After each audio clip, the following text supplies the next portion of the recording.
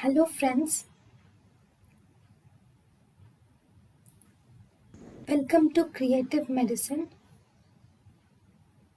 In this lecture, we will learn about. Hello friends, what are the drugs used in prostate cancer? Drugs which can be used in prostate cancer, if you see, we can use high dose estrogen,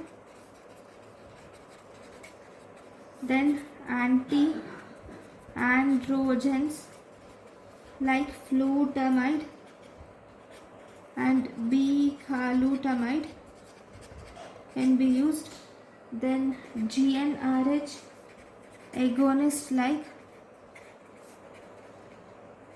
nafarelin, goserelin, then also GnRH antagonist like cetrorelix and ganirelix. These are the drugs which can be used in prostate cancer.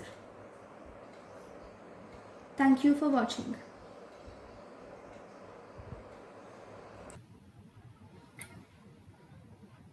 Thank you and thank you for watching.